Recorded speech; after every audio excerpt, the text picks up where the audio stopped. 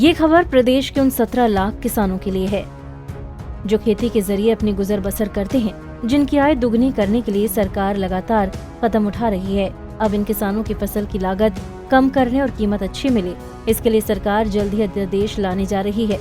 इस कानून के बाद हरियाणा के किसानों को ये छूट मिल जाएगी कि वो अपनी फसल या खेत में होने वाले कोई भी उत्पादन देश में ही नहीं बल्कि विदेश में भी बेच सकेंगे।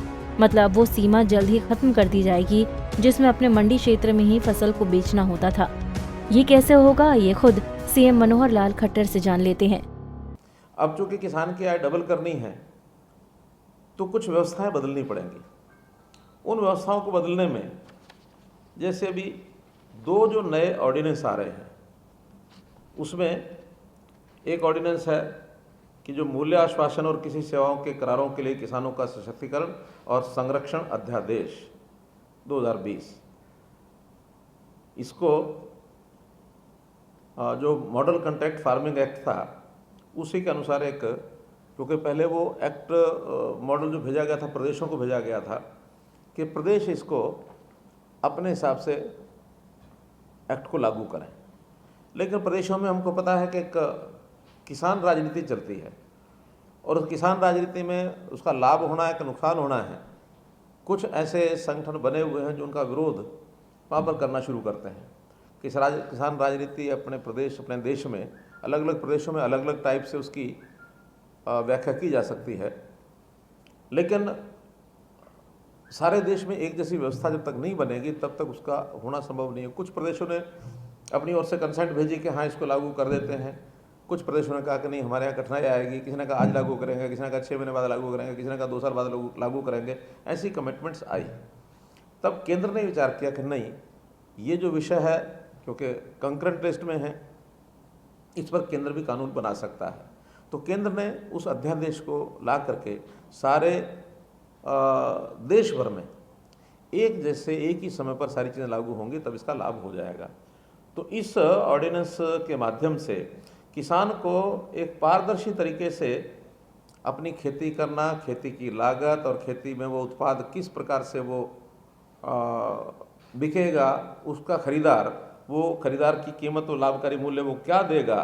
तो ऐसे सारे, चाहे वो व्यापारी हैं और चाहे फूड प्रोसेसिंग यूनिट्स हैं, चाहे एग्रो इंडस्ट्री के इंडस्ट्रियलिस्ट हैं, उनके साथ वो खुले रूप से यानी उस ज़मीन को, उस अपने उत्पाद को वो बेच सकता है, कहीं भी बेच सकता है। मतलब साफ है कि आपकी जमीन पर आप अब जो भी पैदा करेंगे उसकी कीमत सरकार ही नहीं, आप भी तय कर सकते हैं। अब जरूरी नहीं होगा कि आप अपनी मंडी के आड़ती के जरिए ही अपना अनाज या सब्जियां बेचें। आप किसी भी कंपनी, किसी भी व्यापारी के साथ खुद व्यापार कर सकते हैं। जैसे ही केंद्र सरकार के इस अध्यादेश के बारे में किसानों और आड़तियों तक खबर पहुंची, इसका विरोध होना शुरू हो गया। प्रदेश के अलग अलग हलकों में किसान और आड़ती सड़कों पर उतर आए।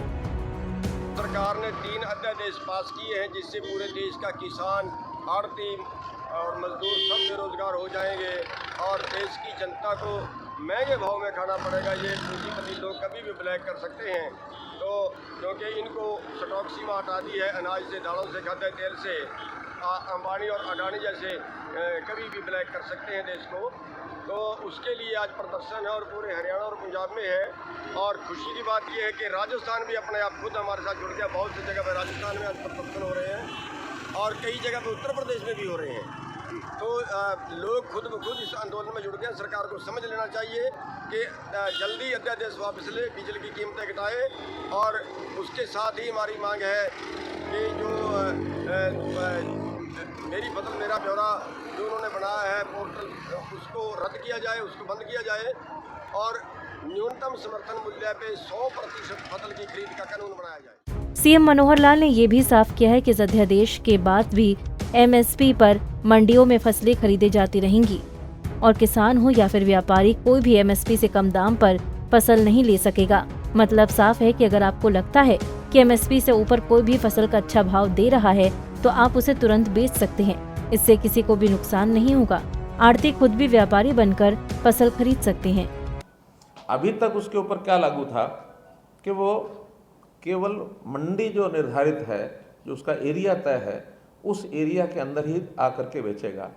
लेकिन अब उसको छूट दे दी गई है कि किसी के साथ भी वो करार कर सकता है बेचने का, और फसल बोने से पहले भी कर सकता है, और न केवल फिजिकली आके कर सकता है, ई एग्रीमेंट भी कर सकता है। कहीं का व्यक्ति खरीदार और कहीं के किसान से कर सकता है, और किसान भी सामूहिक रूप से, एक किसान अगर नहीं भी कर पाता, छोटे किसान हैं, तो किसानों का समूह बना करके, एफपीओ बना करके, फार्मर्स प्रोड्यूसर ऑर्गेनाइजेशन जो बनी है, वो सब मिल करके 10-20 फार्मर मिल करके भी एग्रीमेंट कर सकते हैं, और उसको वहीं वो खरीदार जो है उसके घर से आकर के ले जाएगा। उसकी जो ट्रांसपोर्टेशन कॉस्ट है वो भी उससे बचती है। हाँ, इसमें से जो फसल है उस फसल की क्वालिटी कंट्रोल के लिए सर्टिफिकेशन की ज़रूरत होती है, तो जगह जगह इस प्रकार की व्यवस्थाएं की जाएंगी कि जो उस फसल की क्वालिटी सर्टिफिकेशन ये करेंगे, और उस क्वालिटी सर्टिफिकेशन के आधार के ऊपर उसको ऑनलाइन अपलोड कर दिया जाएगा, तो कोई भी उस क्वालिटी का जो माल है वो किसी भी भाव से खरीद सकता है, कोई उसका फिक्स रेट नहीं रहेगा। विषय आया जिसके बारे में प्रचार किया जा रहा है और अभी भी किसानों के अंदर उस बात को हवा दी जा रही है कि इससे एमएसपी खत्म हो जाएगा। ये केंद्र सरकार ने तय कर दिया है कि जो एग्रीमेंट होंगे वो एमएसपी या इससे ऊपर होंगे, एमएसपी जारी रहेगा। अगर किसी फसल का कोई खरीदार नहीं आता है, जो 17 फसलों के एमएसपी लागू किए हुए हैं, उस एमएसपी पर मंडी में तो खरीद होगी ही होगी, मंडियां रहेंगी, मंडियों में कोई व्यवस्था नहीं बदलेगी। लेकिन अभी तो हर एक किसान की मजबूरी है कि केवल मंडी में ही ले जा सकता है, और मंडी का जो आड़ती है केवल वही लाइसेंसधारी है, वही उसी के माध्यम से चीज़ बेची जाएगी। अब किसान कहीं भी बेच सकता है। इतना ही नहीं, ये तो सिर्फ बात की गई उस फसल की जो आप पैदा कर चुके हैं। इसके अलावा किसान अपनी जमीन की क्वालिटी और उपजाऊपन के आधार पर फसल बोने से पहले भी किसी भी कंपनी या व्यापारी के साथ एग्रीमेंट कर सकते हैं और पैदावार से पहले एडवांस ले सकते हैं, जिससे उन पर कोई आर्थिक बोझ भी नहीं रहेगा। मतलब अपनी जेब से लगाने की टेंशन भी खत्म। बाद में फसल पूरी होने पर व्यापारी से किसान बाकी की रकम आसानी से ले सकेगा। वो अंतर्राज्यीय बाजार में बेच सकता है, वो अपने प्रदेश में बेच सकता है, एक्सपोर्ट भी कर सकता है, यानी उसके ऊपर ये बंधन भी अब खत्म हो गए हैं। तो अगर उसको लाभ ज़्यादा मिलता है एमएसपी से भी, तो अपने घर बैठे कहीं भी वो बेच सकता है। और चूंकि अब अलग अलग प्रदेश में फसलें अलग अलग प्रकार से होती हैं, कोई फसल कहीं बहुलता हो गई तो वहाँ बहुलता वाले प्रदेश के अंदर तो खरीदार मिलते नहीं, घाटे में चीज़ चली जाएगी। कभी हमने एमएसपी में मानो लेट शुरू कर दिया खरीदना, तो उसके पहले, क्योंकि उसकी मजबूरी है कि केवल उसी मंडी में ले जाके बेचेगा, मंडी में लिमिटेड आड़ती होंगे, लिमिटेड खरीदार होंगे, उसकी फसल उस समय तक नहीं बिकती जब तक एमएसपी पर नहीं खरीदी जाती। अब वो बाहर जो है किसी भी जगह का व्यापारी उसकी चीज़ सारे देश भर का वो खरीद सकता है।